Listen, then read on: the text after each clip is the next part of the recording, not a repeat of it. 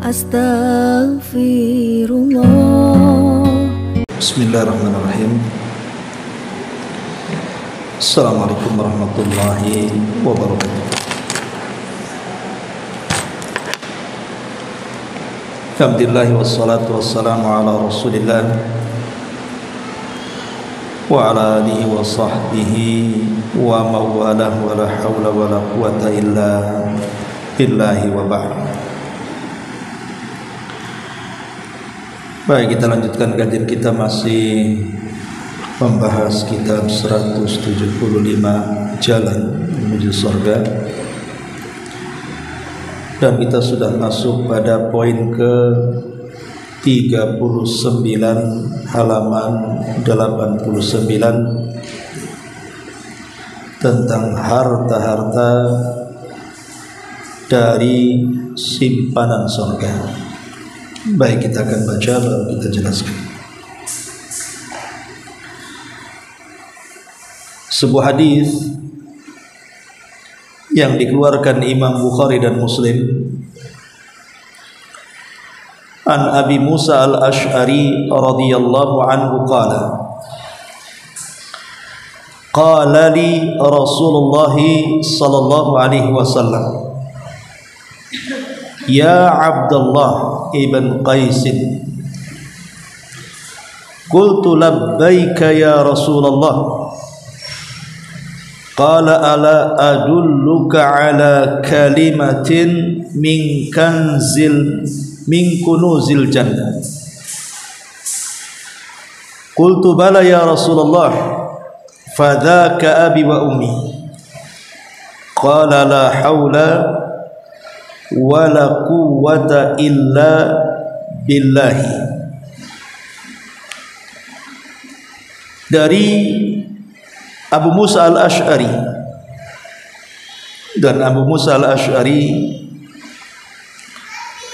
salah seorang kepercayaan Rasul yang diutus untuk berdakwah ke negeri Yaman bersama Mu'adz ibn Jabal radhiyallahu anhu.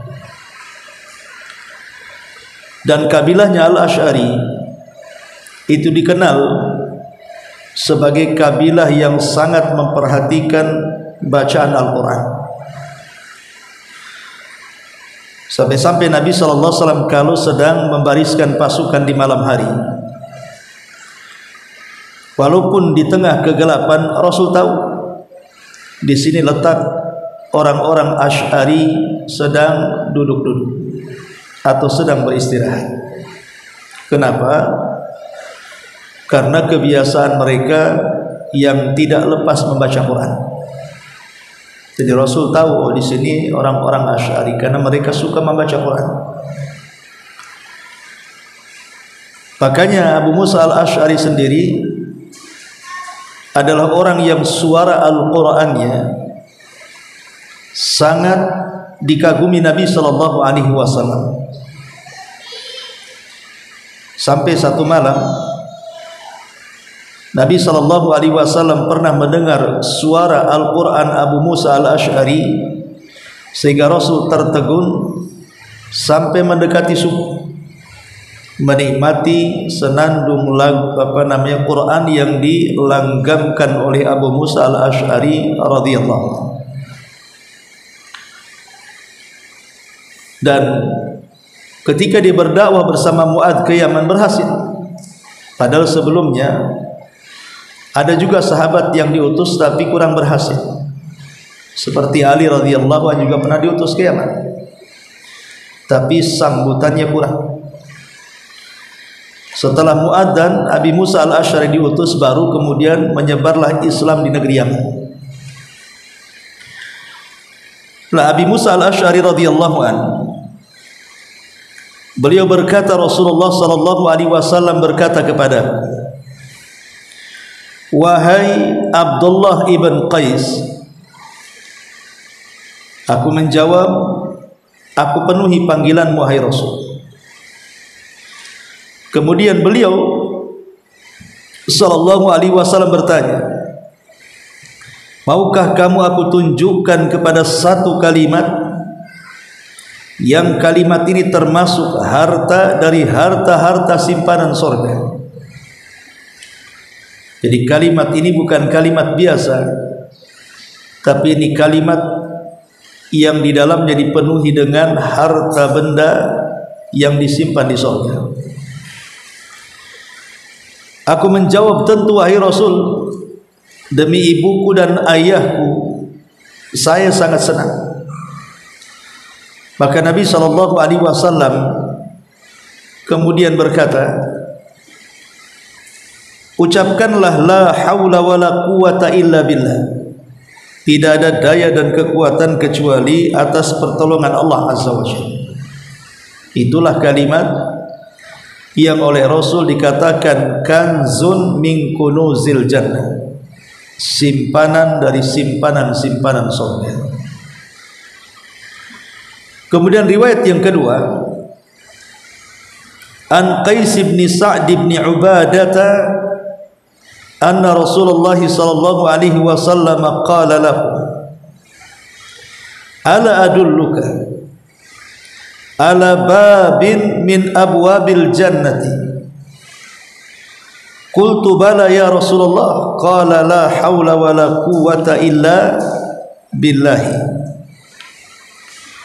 Diriwayatkan dari Qais ibn Sa'ad radhiyallahu anhu bahwasanya Rasulullah bersabda kepadanya, maukah kamu aku tunjukkan satu pintu dari pintu-pintu surga?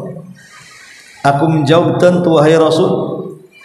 Maka beliau berkata, la haula wa la quwata illa billah. Tidak ada daya dan kekuatan kecuali dengan pertolongan Allah Subhanahu wa taala. Hadis ini dikeluarkan oleh Imam At-Tirmidzi dan disahihkan oleh Syekh Nasiruddin Al-Albani rahimahullah taala. Baik. Ma'asyiral muslimat yang dimuliakan Allah Subhanahu wa taala. Hadis ini ingin menjelaskan kepada kita bagaimana Nabi sallallahu alaihi wasallam sangat sayang dengan para sahabat dan umatnya. Sehingga terkadang Nabi SAW memberitahu hal-hal rahasia yang tidak diketahui para sahabatnya termasuk kita sebagai umatnya. Lah di antara rahasia yang diungkapkan Nabi SAW adalah simpanan-simpanan surga. Atau dalam riwayat, pintu daripada pintu-pintu surga. Kita bisa melewati dari situ. Lah Nabi SAW mengajarkan dalam hadis ini tentang satu kalimat yang kalau kita mengucapkannya maka kita sudah mendapatkan simpanan dari simpanan-simpanan surga, atau kita sudah mendapati satu jalan melewati pintu daripada pintu-pintu surga. Kalimat itu adalah la haula wa la quwata illa billah. Lalu apa makna daripada la haula wa la quwata illa billah? Tidak ada daya dan kekuatan kecuali karena pertolongan Allah Subhanahu wa taala. Pertama, kalimat la haula wa la quwata illa billah. La haula, haul itu maknanya tidak ada kekuatan, tidak ada daya, lemah. Jadi kalimat la haula wala artinya la haila anil syarr wa anil khairi illa billah. Tidak mungkin kita ini terhindar dari keburukan dan juga melaksanakan kebaikan kecuali dua-duanya karena pertolongan Allah Azza wa Jalla. Jadi haula artinya hail, penghalang. Penghalang dari apa? Penghalang untuk menjauhkan diri dari keburukan, penghalang untuk melakukan kebaikan. Tidak mungkin penghalang ini ditiadakan kecuali karena pertolongan Allah Subhanahu wa taala. Jadi jangan pernah kemudian seseorang itu bangga dengan kesolehannya, bahwa dia sanggup meninggalkan banyak maksiat dan sanggup melaksanakan banyak ibadah, karena dua-duanya mustahil kita lakukan kecuali semua berkat pertolongan Allah Subhanahu wa ta'ala. Kalau bukan karena pertolongan Allah, tidak ada manusia yang sanggup menjauh dari maksiat, dan tidak ada manusia yang sanggup melaksanakan kebaikan, karena dua-duanya berkaitan dengan taufik, dengan hidayatut taufik, yang menggerakkan kita menjauhkan diri dari maksiat, yang menggerakkan kita untuk melakukan ketaatan, itu adalah taufik dari Allah. Buktinya banyak orang-orang yang tidak mendapatkan taufik dari Allah walaupun zahirnya berpenampilan ustaz, berjubah, berpeci, berjanggut, bahkan isbal dan begitu seterusnya, masih tergoda dengan maksiat. Atau seorang wanita yang mungkin zahirnya menggunakan cadar menutup auratnya, tapi juga masih terdorong untuk melakukan kemaksiatan, masih suka ghibah, namimah, kata-katanya kasar, kotor dan yang semacamnya, atau masih suka riba, zalim dan yang semacamnya juga. Ini makna yang pertama. Makna yang kedua, maknanya la haula ay as-sarfu. As-sarfu di sini artinya seseorang bisa memalingkan dari syaitan. Nabi SAW bersabda, inna syaitan idza sami'a an-nida bis-salati ahala lahu dhuratun hatta la yasma' sautan. Sesungguhnya syaitan apabila mendengar azan untuk panggilan salat, ahala, di sini ada kalimat ahala, diambil dari kalimat haul, ahala, ahala lahu dhurat hatta la yasma' saut, maka dia berpaling sampai dia pun terkentut-kentut sampai dia tidak mendengar suara azan. Jadi arti haul artinya as-sarfu, berpaling. Maknanya tidak ada yang mampu memalingkan kita dari syaitan, tidak ada yang mampu kemudian mengusir syaitan kecuali atas pertolongan Allah Azza wa Jalla. La haula artinya yang kedua, tidak ada yang sanggup memalingkan kita dari syaitan, menjauhkan kita dari syaitan, kecuali karena taufik dari Allah Azza wa Jalla. Karena kalau bukan karena Allah, siapa yang sanggup dengan godaan setan? Tidak ada. Sekelas Adam alaihi salam saja bisa tergoda, bahkan terusir dari surga. Apalagi kita yang bukan nabi, yang dunia sangat kita cintai, yang maksiat sangat kita gemari. Macam mana kemudian kita menjauh dari setan? Kecuali karena Allah Subhanahu wa ta'ala yang memberikan pertolongan kepada kita. Ini makna yang kedua. Makna yang ketiga, artinya la tahawul bin halin ila hal. Tidak mungkin kita bergerak dari satu keadaan ke keadaan berikutnya kecuali karena izin Allah Subhanahu wa ta'ala. Dulu kita miskin, sekarang kaya. Dulu kita sakit, sekarang sembuh. Dulu kita bukan apa-apa, tiba-tiba mendapatkan jabatan dan kepemimpinan.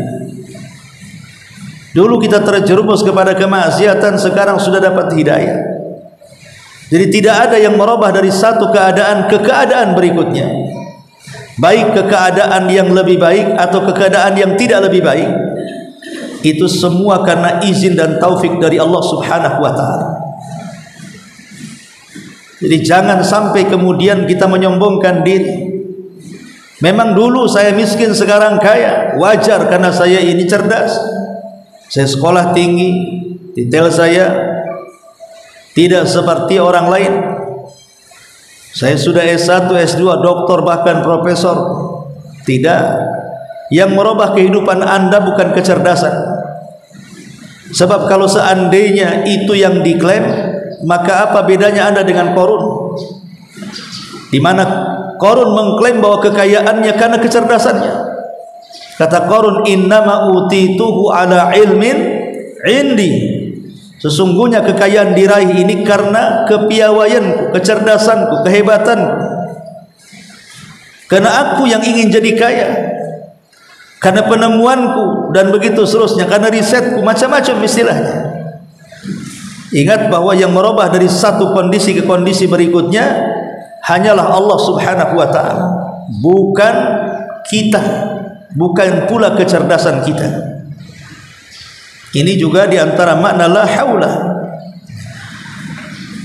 Ma'asyiral muslimat yang dimuliakan Allah Azza wa Jalla, Abdullah ibn Abbas radhiyallahu anhuma, beliau mengatakan, la haula bina alal amali bit ta'ati illa billah.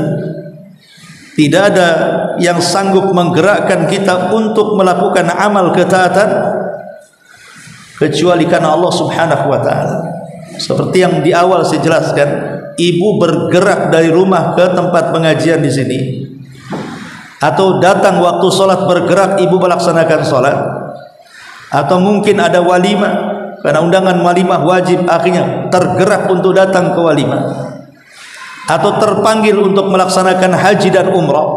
Itu semua karena izin Allah. Buktinya banyak orang kaya tidak tergerak. Banyak orang kaya tidak tergerak untuk sedekah dan zakat.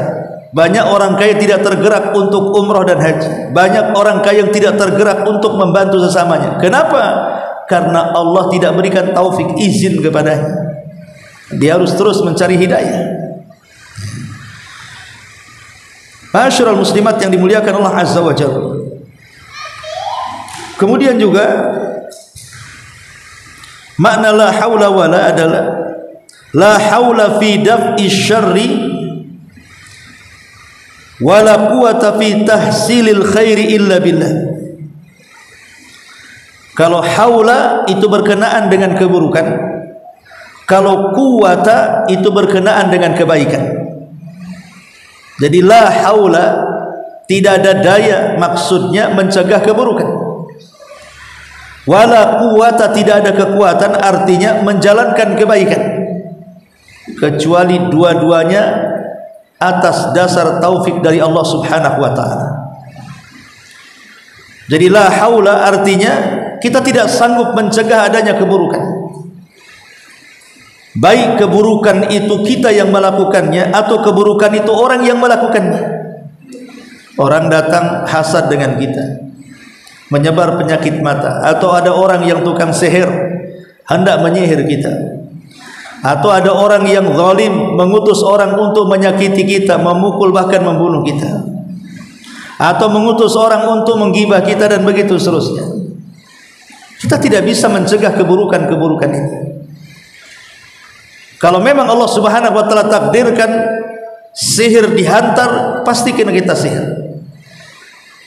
Kalau memang Allah tidak mengizinkan untuk mencegah keburukan, ada orang zalim menghantar manusia menyakiti kita, pasti kita tersakiti. Kalau ada orang yang hasad kemudian hendak menghantar penyakit ain, pasti kita terkena sihir ain. Tetapi semua kita bisa cegah. Keburukan tidak akan sampai kepada kita atas pertolongan Allah Subhanahu wa ta'ala. Maka libatkan Allah dalam mencegah keburukan. Itu maknanya la haula. La haula wala quwata, ini maknanya kebaikan.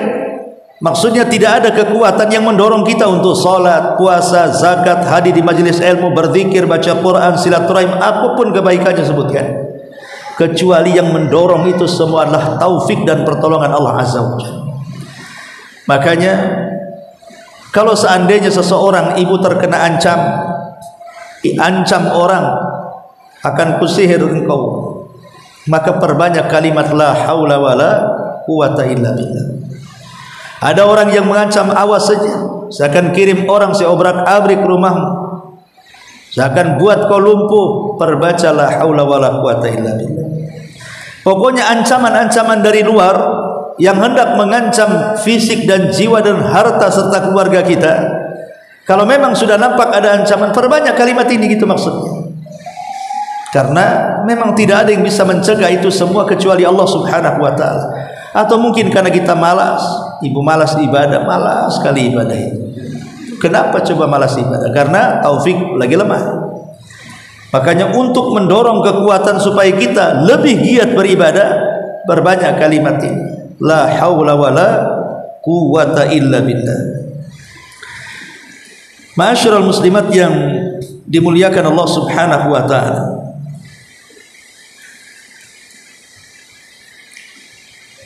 dahulu ketika Allah Subhanahu wa ta'ala menciptakan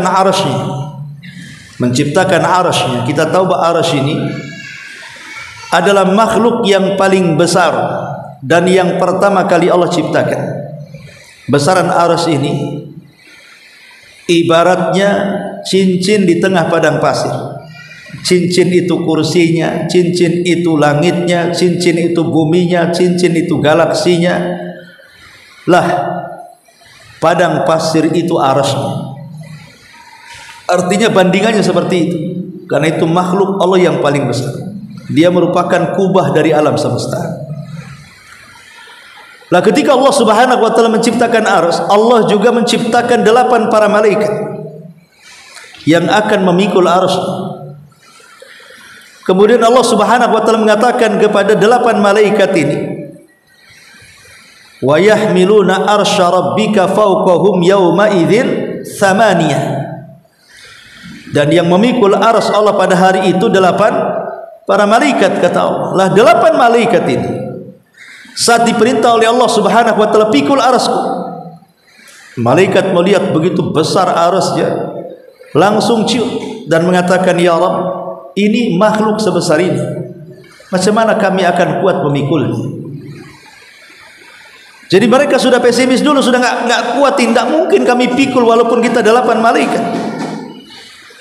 Tapi Allah Subhanahu wa ta'ala mengatakan, kalian bisa memikulnya. Cukup mengucapkan la haula wala quwata illa billah. Maka 8 para malaikat ini mengucapkan kalimat itu, tiba-tiba datang kekuatan. Sejak itu sampai hari ini, bahkan sampai kiamat, malaikat ini sampai hari ini tetap memikul arsy Allah Subhanahu wa ta'ala. Artinya kalimat ini bisa menguatkan yang lemah. Makanya ibu kalau lagi sakit, perbanyak kalimat ini. Atau ibu nasihati orang yang sakit, datang ke rumah sakit, nampak saudara, karib kerabat sedang tergeletak di rumah sakit, terbaring di kursi roda dan yang semacamnya. Nasihati suruh supaya mendawamkan zikir ini. Karena zikir ini bisa menambah kekuatan. Baik kekuatan saat kita terpuruk sehingga kita menjadi tenang hatinya, atau kekuatan fisik saat melemah sehingga tidak mudah putus asa. Karena bagaimanapun kekuatan batin dalam penyembuhan penyakit itu lebih cepat. Makanya kenapa orang-orang yang ziarah kepada orang sakit itu sangat dianjurkan untuk menghibur mereka, karena ketenangan hati itu mempercepat kesembuhan. Contoh umpamanya, saya melihat ada 2 ikhwan kita, dua-duanya murid saya, dan dua-duanya terkena stroke ringan. Tapi yang satu, subhanallah, baik dari orang tuanya, mertuanya, istrinya, anak-anaknya memberikan semangat supaya jangan sampai putus asa dengan penyakitnya. Seiring berlakunya waktu, dengan olahraga, dengan rajin meminum herbal dan yang semacamnya, alhamdulillah, saya lihat sekarang sudah hampir 70% kesembuhan. Tapi yang satunya, jangankan lagi orang tuanya, istrinya aja tidak mau merawatnya. Jadi terkadang yang merawat tetangganya, akhirnya tidak sembuh-sembuh sampai sekarang. Kalaupun ada ya perkembangan itu tidak banyak, sedikit sekali. Dan itu akan mungkin lumpuh seumurnya kalau seandainya tidak diberikan semangat, karena semangat hidupnya sudah nggak ada yang mendorong, masalahnya di situ. Nah, ini juga dari sini kita tahu bahwa dorongan dari orang-orang luar itu sangat penting bagi orang sakit. Lah dorongan untuk pribadi mendawamkan zikir la haula wala quwata illa billah. Gitu maksudnya, supaya penyakitnya ya kalau memang juga tidak sembuh itu kembali kepada takdir Allah. Tapi bagaimanapun usaha itu sangat disukai Allah Subhanahu wa taala. Karena akhdul bil asbab, mengambil sebab itu salah satu dari tingkat kesembuhan yang cepat.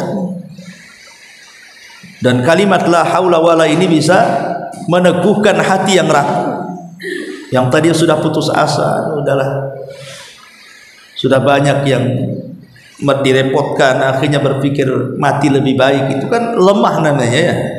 Tapi dengan memperbanyak zikir la haula wala quwata illa billah, insyaallah dengan penuh keyakinan, maka hati kita akan bangkit. Sekalipun tidak sembuh, dia tidak akan berpikir bahwa bukan berarti dia sakit terhalang dari masuk surga. Sakit juga banyak jalan menuju surga.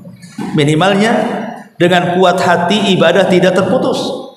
Karena kebanyakan orang sakit itu biasanya lemah untuk ibadah dan dekat dengan keputusasaan. Kenapa? Karena setan lebih dekat dibandingkan para malaikat. Makanya setan itu kesempatan yang luar biasa ketika menggoda Bani Adam dan mudah ditundukkan itu ketika kita sakit. Karena sakit itu mudah putus asa, rapuh. Kadang-kadang kemudian sudahlah, dukun-dukun yang penting sembuh. Seperti itulah ya. Ma'asyiral muslimat yang dimuliakan Allah Azza wa Jalla. Bicara tentang kalimat la haula wala quwata illa billah, ada beberapa tempat yang sangat dianjurkan untuk membaca kalimat ini. Pertama, asnaul adzan wal iqamah, saat mendengar kumandang azan dan qomat, terutama saat muadzin mengumandangkan hayya 'alas shalah, hayya 'alal falah, maka kita sebagai pendengar mengucapkan la haula wala quwata illa billah. Karena Rasul mengatakan idza adzanal muadzin, apabila seorang muadzin mengumandangkan azan, maka ikutilah suara muadzin.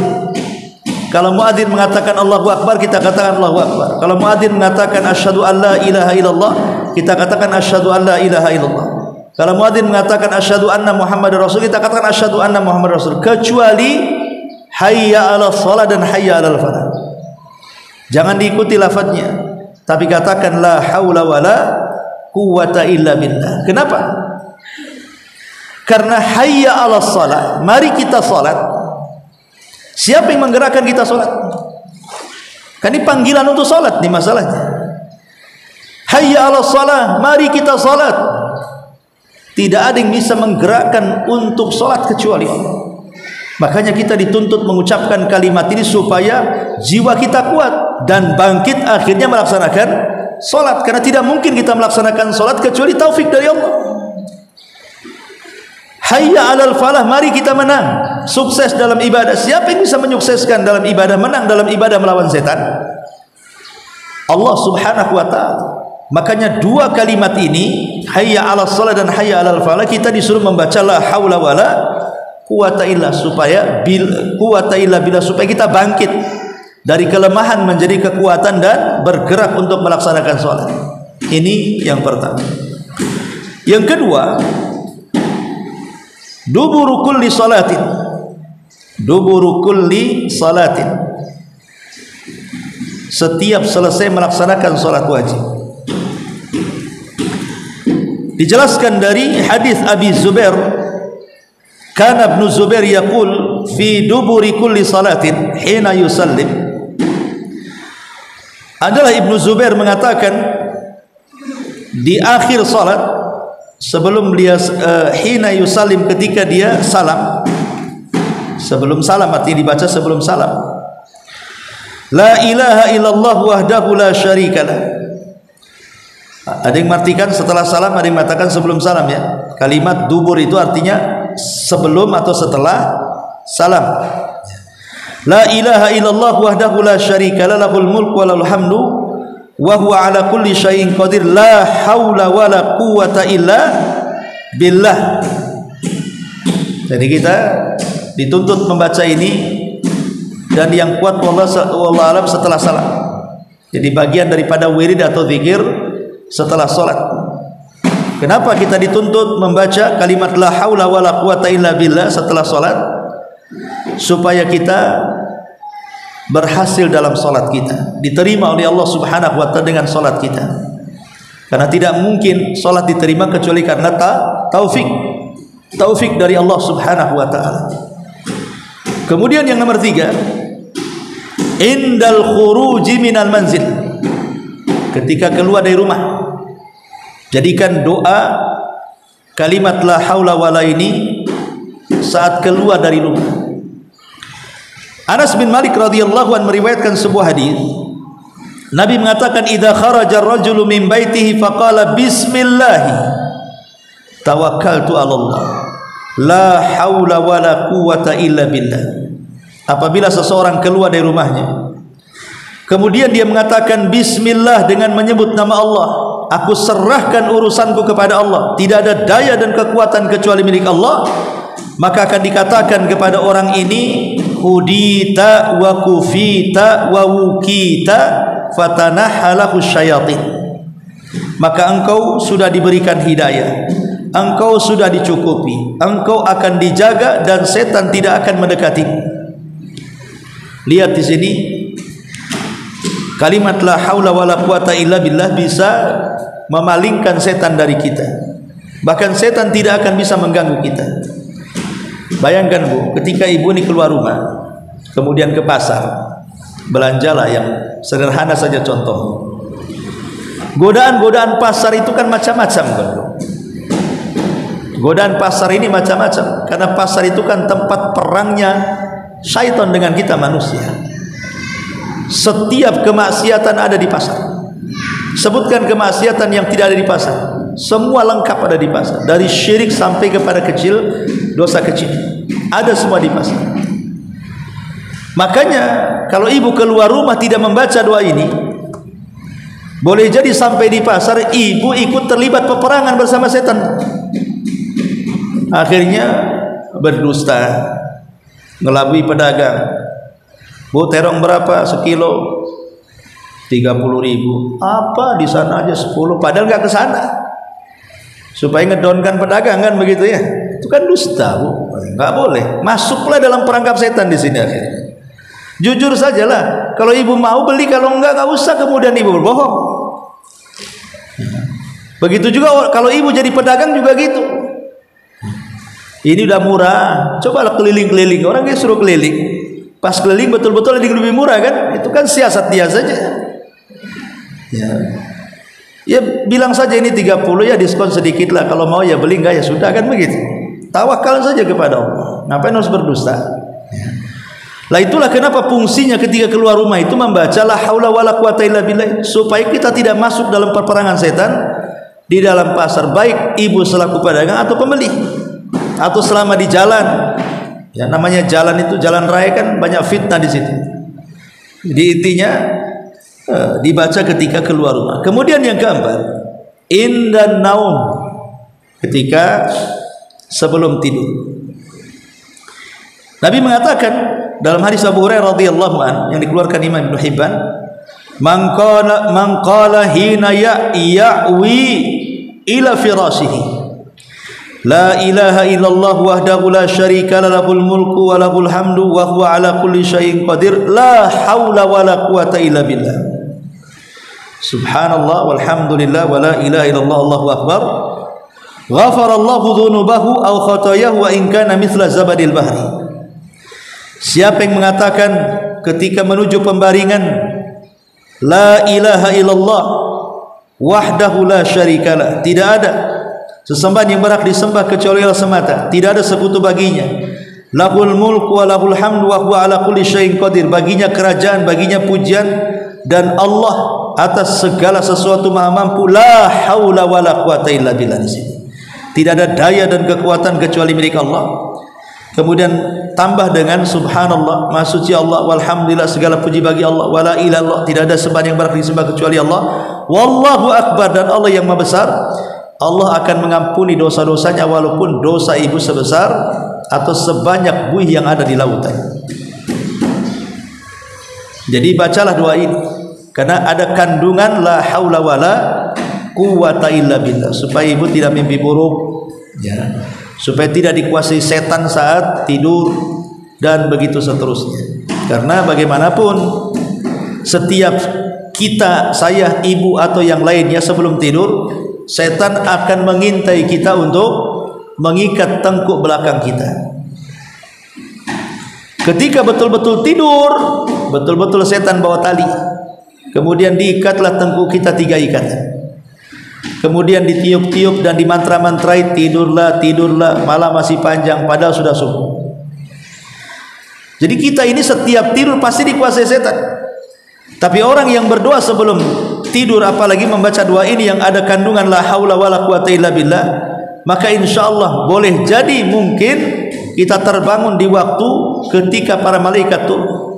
Apabila ibu berdoa setelah tidur, hilang 1 ikatan, berwudu hilang 2 ikatan, salat hilang 3 ikatan, hilang semua ikatannya.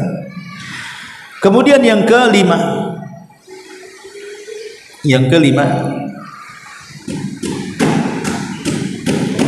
annaha du'a'u amin fihi ta'zim wa tafwid lillah. Kalimat ini adalah doa umum. Ibu bisa baca kapan saja dan di mana saja. Terutama ibu sedang mengalami kesulitan, sedang mengalami musibah, sedang berjalan safar, maka dawamkan kalimat la haula wala quwata illa billah supaya kita kuat. Kemudian yang nomor 6, disebutkan dalam sebuah hadis dari Sa'd bin Abi Waqqas radhiyallahu an. Satu hari dia masuk bersama Rasul ke salah satu wanita di mana di tangannya membawa kerikil yang sedang digunakan untuk bertasbih. Ada yang mengatakan bahwa ini sebelum ada ayat hijab, sehingga Rasul melihat wanita itu. Tapi setelah adanya hijab tidak boleh, harus ditabir. Kata Nabi SAW, ala ukhbiruki bima huwa aisaru alaiki min hadha au afdal. Kata Nabi SAW, kamu terus dari pagi siang sore mengatakan tasbih subhanallah subhanallah, apa enggak capek lidahmu itu terus-terusan gitu ya? Mau enggak kutunjukkan, kata Rasul, kalimat yang lebih mudah daripada itu, bahkan lebih afdal lagi daripada itu. Maka wanita ini mengatakan, tentu wahai Rasul. Maka Nabi SAW kemudian mengatakan, subhanallah adada ma khalaq, subhanallah adada ma khalaqa fis sama, wa subhanallah adada ma khalaqa fil ardi, wa subhanallah adada ma baina dhalik, wa subhanallah adada ma huwa khaliq, wallahu akbar misla dhalik, walhamdulillah misla dhalik, wa la ilaha illallah misla dhalik, wa la hawla wa la quwata illa billahi misla dhalik. Jadi kita bisa kata cukup dengan satu doa ini, kata Rasul, yang di dalamnya ada kalimat la ilaha illallah, itu sudah mencukupkan. Tidak perlu lidah kita membaca tasbih terus tanpa henti. Baca satu kali sudah mencukupi semuanya. Itu maksudnya. Dan ini keagungan kalimat la haula wala quwata illa billahi. Kemudian juga kalimat la haula wala juga bisa menggantikan Fatihah bagi orang yang sholat dan tidak hafal Fatihah. Pamannya mu'alaf nih, ada mu'alaf baru masuk Islam, ya, kan susah mau diajari Fatihah, kan lambat, apalagi Fatihah ini kan 7 surat 7 ayat, kan susah gitu ya, hafalnya lama. Tapi kalau la haula wala quwata illa billah kan hafalnya kan sebentar saja, maka bisa digantikan untuk orang yang tidak mampu membaca Fatihah karena baru masuk Islam, maka bisa digantikan dengan kalimat ini dalam sholatnya. Nah, ini juga di antara tempat-tempat di mana kita tahu kapan kalimat ini dibaca. Adapun keistimewaan dari kalimat ini, pertama, sebagaimana hadis ini, bahwa kalimat la ilaha illallah adalah kanzun min kunuzil jannah. Dia adalah harta simpanan dari simpanan-simpanan surga. Yang kedua, bahwa orang yang membacanya maka dia akan dihadiahi satu pohon di surga.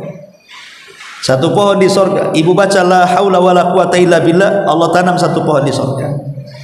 100 baca la ilaha illallah, 100 pohon Allah subhanahu wa ta'ala tanam di surga. Kemudian yang ketiga, annaha babun min abwabil jannah. Dia adalah pintu daripada pintu-pintu surga. Maknanya bisa saja ketika kita memperbanyak kalimat ini, justru kalimat inilah yang menjadikan kita dimasukkan ke dalam surga.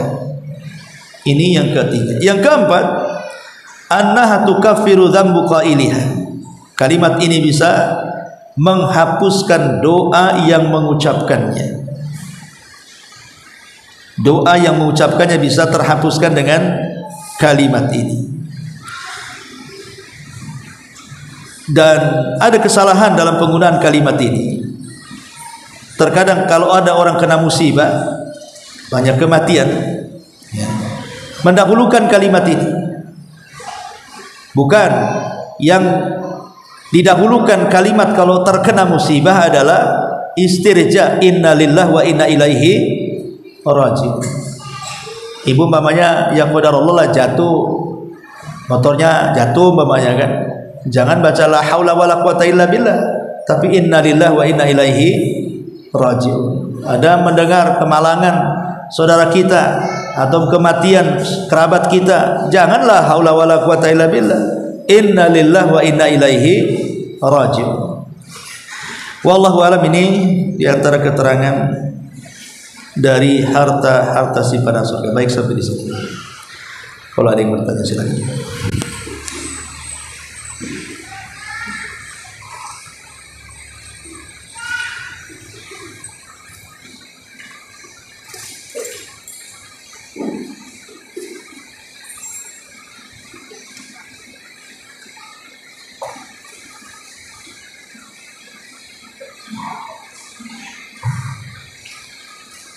Assalamualaikum Ustaz. Waalaikumsalam. Tapi pertanyaannya tidak mulia Ustaz. Bagaimana keadaan atau kondisi kita, baik sebagai laki-laki atau seorang wanita yang terlalu sering meninggalkan sunnah-sunnah muakkadah? Apakah ada efek samping atau ada imbas di akhirat kelak atas kita meninggalkan sunnah muakkadah itu dengan sengaja, sementara dia mampu untuk melakukannya? Iya, alhamdulillah.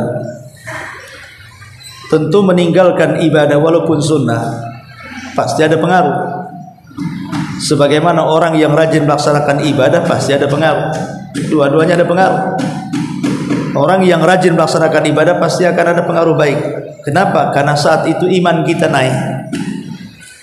Dan naiknya iman itu bisa menjaga kita dari hukuman Allah Subhanahu wa ta'ala. Tapi ketika kita meninggalkan ibadah, maka itu menjadi turun iman. Dan turun iman ini bisa mengakibatkan apa? Terjatuh kepada kemaksiatan. Orang kalau malas ibadah, terjatuh kemaksiatan. Berawal dari meremehkan sunnah muakkadah, berakhir meremehkan yang wajib. Bisa saja terkena sifat-sifat nifaq. Ketika dia malas melaksanakan sholat sunnah, maka takutnya ngerembet ke yang wajib. Allah ketika mensifati sifat orang munafik, wa idza qamu ila sholati qamu kusala. Apabila mereka tegak salat, mereka tegak dalam posisi malas. Bahkan orang yang tidak pernah sholat witir dianggap memiliki sifat nifaq, dan sholat witir itu sunnah muakkad. Intinya bahwa apapun atau siapapun yang meninggalkan banyak ibadah pasti akan pengaruh, dan pengaruhnya sangat negatif.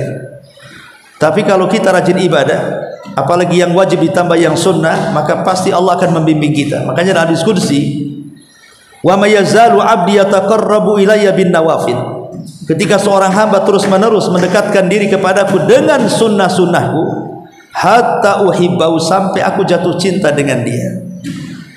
Ketika aku jatuh cinta dengan dia, kata Allah, aku akan menjadi tangannya, menjadi kakinya, menjadi pendengarannya, menjadi penglihatannya.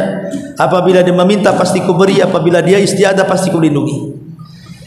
Jadi dari hadis ini saja kita tahu bahwa menjadi wali-wali Allah itu adalah dengan cara bukan hanya menjaga yang wajib tapi juga yang sunnah.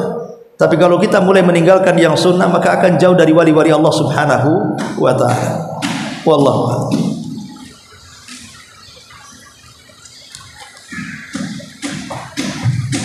Yang kedua,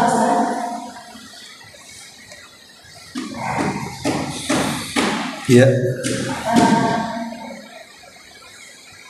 Bagaimana ketika seseorang menuntut ilmu, kedua mendapatkan guru yang salah atau bermanhaj yang berbeda dengan manhaj salah, dia tertarik sama guru tersebut.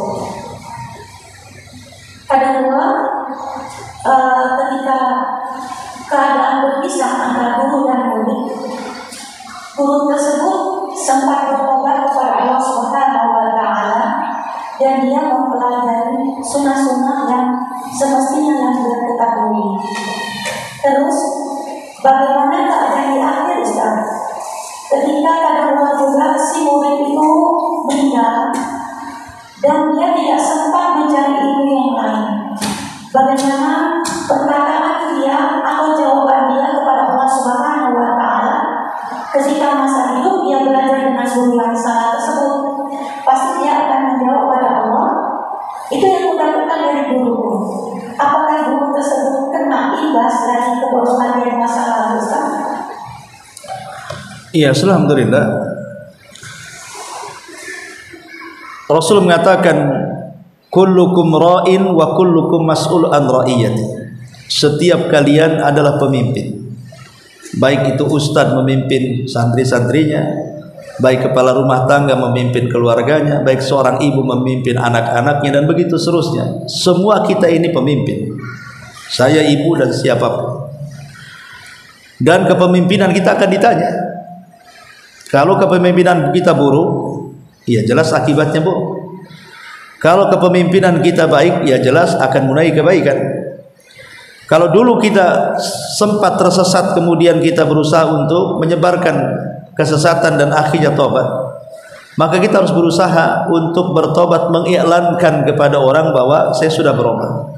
Saya ingat satu orang di Batam ini, udah masih hidup udah meninggal, udah tua, dan dia orang-orang yang awal-awal dulu belajar kepada saya. Dulunya dia mantan seorang guru yang muridnya cukup banyak. Ya, saya tidak disebutkan alirannya. Jadi lambat laun setelah dia dengar kajian saya waktu itu, akhirnya terus ngikutin. Lama-lama dia menjauhkan ajaran-ajarannya itu. Kemudian betul-betul dia kenal sunnah dan hijrah. Jadi saking ingin tobatnya, jadi dia bertanya, bagaimana tobatnya Ustaz? Ya, saya jelaskan bagaimana seperti Abu Musa al-Asy'ari, Abul Hasan al-Asy'ari, Abul Hasan al-Asy'ari rahimahullahu taala. Bagaimana beliau ketika bertobat, beliau membuka jubah Mu'tazilahnya, kemudian mengumumkan kepada orang supaya murid-muridnya tidak mengikuti ajaran dia. Jadi murid saya ini walaupun sudah tua gitu ya, usianya jauh lah dibandingkan. Jadi berusaha dia mencari murid. Kebetulan murid-muridnya ada yang dari Singapura, dari Malaysia. Dia berusaha menjelaskan kondisi dia. Ya ada yang dari murid-muridnya akhirnya ikut gurunya, ada juga yang kemudian mencemooh dan mengatakan justru ajaran gurunya yang lama lebih benar dibandingkan ajaran yang baru. Tapi kan setidaknya sudah memberitahu supaya jangan keseret, itu maksudnya kan. Sudah keseret. Tapi kalau seandainya kita ada tujuan baik untuk memberitahu, tapi qadarullah kemudian dia sudah meninggal, maka insya Allah tujuan baik kita, kalau kita bertobat kepada Allah, nanti Allah juga akan membuat pembelaan dengan kita. Pasti itu. Asal kita ada niat untuk betul-betul merubah apa yang sudah pernah kita lakukan. Karena tobat tidak mungkin sia-sia. Tobat itu pasti ada manfaatnya di dunia dan akhirat. Kalau betul-betul dia bertobat dan sudah berusaha, tapi orang yang sudah meninggal macam mana? Contoh mamanya, kita utang. Waktu jahiliyah tidak mau bayar utang.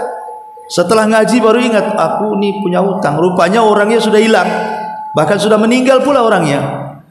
Nggak tahu keluarganya di mana. Karena ketemu di Batam, mungkin pulang ke Jawa atau kemana, nggak tahu di mana rumahnya. Maka ulama berikan solusi. Tinggal seberapa uang yang kita berhutang kepada dia, ya. Pamannya kita utang dari dia 1 juta, ya sudah kita keluarkan uang 1 juta, kita sedekahkan. Kita niatkan sedekah itu kepada orang yang pernah kita hutang. Maka begitu juga kalau kita menyesatkan orang, kemudian kita bertobat dan orang yang disesatkannya tidak sempat kita sadarkan karena keburu meninggal, maka minta kepada Allah Azza wa Jalla ampunan. Mudah-mudahan kita tidak terseret dengan orang itu. Karena itu kan semua kehilafan dan hidayah hanya milik Allah Azza wa Jalla. Ya, wallahu a'lam. Yang terakhir, iya. Ketika seseorang memahami bahwa mazhab itu ada 4, dan ketika dia ingin mengenal sunnah, bertanya kepada kita yang mengenal sunnah, kita ikut aliran apa? Dan ketika kita jujur mengatakan kita itu sunnah atau salah, kita melihat dari kondisi orang tersebut, dia akan menjauh karena tidak suka dengan perkataan salah. Namun kita tidak boleh berbohong, karena berbohong hanya boleh dalam 2 tempat dalam 1 hadis. Dan ketika kita mengatakan bahwa kita berbalik bertanya, kalau kamu itu adalah Imam Syafi'i, kita ingin membuat supaya dia percaya kita Syafi'i. Sementara kita tidak boleh mengakui satu mazhab ketika kita belum mempelajari ke semua mazhab. Perkataan apa yang baik kita ucapkan ketika bersalah? Sebenarnya kita kalimat saya seorang salaf juga tidak ada hadisnya. Ya, kalau itu kata-kata itu menjadi fitnah, tidak usah diucap. Kalau dia mengatakan apa madhabmu, dengan mengatakan karena saya madhab salaf dan itu menjadi fitnah, sebaiknya nggak disucap. Ya bilang saja saya sama dengan Anda, ya syahadat kita sama, rukun Islam kita sama, rukun iman kita sama. Kan sebenarnya menjawab itu lebih enak karena kita lebih mendekatkan dengan persamaan, jangan kemudian menjauh dengan perbedaan. Jadi kalau kita ditanya soal itu, cari jawaban yang dekat persamaannya kita dengan dia. Apa kesamaannya? Ya syahadat. Kan syahadat kita sama. Ya, rukun Islam kita sama, rukun iman kita sama, mengimani para nabi 25 juga sama. Jadi cari yang kesamaannya, jangan kemudian kita malah menonjolkan perbedaannya. Kalau itu menjadi fitnah. Kalau menjadi fitnah, karena bermadhab juga tidak salah. Saya Syafi'i tidak salah, karena para ulama juga, Imam Nawawi Asy-Syafi'i, Ibnu Hajar Asy-Syafi'i, kemudian Imam Ibnu Qudamah Al-Hambali, ya kan, bermadhab tidak ada masalah. Ataupun mujtahid mutlak seperti Imam Syaukani, dia tidak bermadhab. Bukan berarti tidak mengambil perkataan madhab, tidak. Yang tidak bermadhab itu maksudnya dia tetap bermadhab tetapi menggabungkan mana yang kuat, itulah yang dipilih. Pemanya dalam hal ini Syafi'i yang kuat, ya saya Syafi'i. Tapi dalam hal itu Hambali yang kuat, ya saya Hambali dalam hal ini. Oh enggak, dalam hal itu Maliki, saya Maliki dalam hal itu. Apa boleh demikian? Apa boleh demikian? Boleh, memang begitu. Itu namanya maksudnya kita tetap harus bermadhab. Bagaimanapun harus bermadhab. Cuman yang kesalahan itu adalah fanatik, yang tidak boleh seseorang bermadhab itu kalau sampai fanatik buta dengan madhab. Nggak boleh seorang fanatik buta. Seperti umpamanya mengatakan yang benar Syafi'i, yang Hambali salah, itu fanatik buta namanya. Yang Hambali benar, yang Hanafi salah. Karena semua ulama madhab itu semua guru dengan murid. Mulai dari paling rendah ya, dari paling muda, Imam Ahmad itu paling muda. Dari semua madhab 4, yang paling muda Imam Ahmad. Madhabnya Hambali. Imam Ahmad muridnya siapa? Syafi'i. Ya. Gurunya Imam Ahmad itu Imam Syafi'i. Bahkan terkadang Imam Syafi'i juga berguru kepada Imam Ahmad dalam bab lain. Imam Ahmad berguru kepada Imam Syafi'i dalam bab fikih. Imam Syafi'i berguru kepada Imam Ahmad dalam bab hadis. Kemudian Imam Syafi'i sendiri muridnya siapa? Imam Malik. Dari kecil yang mengajarkan Imam Syafi'i itu Imam Malik. Kemudian Imam Malik sendiri pernah berguru kepada salah satu murid Abu Hanifah, karena kan jaraknya jauh antara Abu Hanifah dengan Imam Malik. Ya, kalau Abu Hanifah kan paling tua dia, tabi'in. Ya, paling tua dia. Tapi Imam Malik pernah belajar kepada muridnya Imam Abu Hanifah. Jadi sebenarnya antar madhab itu guru dan murid saja itu sebenarnya. Kenapa mesti musuhan? Imam Syafi'i sering bertentangan pendapat dengan Imam Ahmad, tidak menyalahkan. Dan begitu seterusnya. Imam Malik pernah bermasalah dengan Abu Hanifah. Ya. Maka kenapa kemudian kita yang bermadhab saling sikat sikut, sundul atas injak bawah, kan tidak seperti itu. Ya. Karena kalau kita bicara masalah madhab itu identik dengan masalah fikih. Dan kalau kita bicara masalah fikih identik dengan masalah cabang. Dia bukan pokok, pokok itu akidah, cabang itu fikih. Dan kalau kita bicara cabang, al-amru fihi wasi, ini perkara luas, tidak bisa saling salah menyalahkan satu dengan yang lainnya. Maka kalau seandainya ada yang bermadhab, silakan Anda bermadhab, tapi bermadhab dengan madhab yang baik. Ikuti madhab Syafi'i, betul-betul ikuti, karena saya kira semua madhab mereka punya dalil. Imam Syafi'i berpendapat seperti ini, ada dalilnya, ada hujahnya. Silahkan bermadhab, tapi dengan bermadhab yang baik, jangan fanatik madhab. Ya. Atau orang yang tidak bermadhab, maksudnya tidak bermadhab nih, umumnya kita ini kan maksudnya memilih madhab yang paling kuat. Kalau istilah para ulama itu namanya mujtahid mutlak namanya ya. Saya tidak memilih Syafi'i, Hambali, tapi saya mengambil semua perkataan mereka yang lebih kuat. Itu yang banyak kita lakukan umumnya ya, seperti itu. Nah, tapi lihat rata-rata di Saudi Arabia madhabnya Hambali. Pendapat-pendapat mereka itu hampir 90% Hambali. Nah, sama di negeri kita hampir atau Mesir 90% Syafi'i. Di Maroko pula hampir 90% itu mungkin Hanafi di sana. Dan begitu seterusnya. Jadi yang disalahkan itu fanatiknya, bukan bermadhabnya. Ya. Wallahu a'lam. Apa Ustaz? Mengenal dari jawaban Ustaz tadi, ada satu yang berada dalam pemikiran anak. Ketika kita boleh berarti mengambil mana yang kuat dari 4 mazhab tersebut ya Ustaz. Yang umumnya kita lihat sekarang rata-rata di Indonesia ini mengambil mazhab Syafi'i. Namun ketika dia terjadi meninggal, pengiriman doa yaitu Al-Fatihah, itu kan di antara 4 mazhab mereka memang kalau nggak salah Hambali yang boleh mengirimkan Al-Fatihah. Terus mereka boleh nggak Ustaz ketika yang meninggal membacakan Al-Fatihah, karena dia berdalil bahwa ketika itu boleh di antara mazhab kita ambil, kita boleh itu. Apa begitu Ustaz?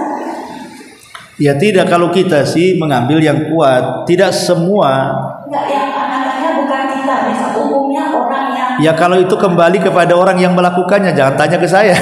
Oh, gitu. Lah iya, kenapa Anda mazhab Syafi'i kok fanatik Syafi'i kok dalam hal ini mengambil pendapat yang lain? Nah itu tanya kepada pelakunya. Ya, tapi apakah kemudian dalam pandangan saya, apakah boleh? Boleh, tidak ada masalah. Mana yang kuat menurut dia? Karena kalau masalah fikih tidak bisa kita salah-salahkan. Ada orang azan 2 kali Jumat, ada azan 1 kali, ya kan? Ada yang as-salatu khairum minan naum di salat subuh, ada salatu khairum minan naum di azan pertama sebelum subuh. Ya. Jadi gimana? Ada yang menggerak-gerakkan jari, ada yang tidak. Ada yang mengusap ketika doa, ada yang tidak. Ada yang ketika sholat sedekap, ada yang tidak, kan itu. Ini kan masalah-masalah khilafiyah, masalah-masalah fikih. Kalau masih urusan cabang, itu makanya saya katakan tadi, kalau masih urusan cabang nggak usah diperbesar. Tapi kalau sudah urusannya pokok, masalah akidah, masalah tauhid, itu pokok namanya. Jangan main-main. Karena antara kufur dan iman. Ya. Tapi kalau masalah cabang ini masalah perselisihan. Tidak bisa dikeluarkan dari Islam, tidak bisa dikeluarkan dari ahli sunnah wal jamaah. Itu hanya perselisihan saja.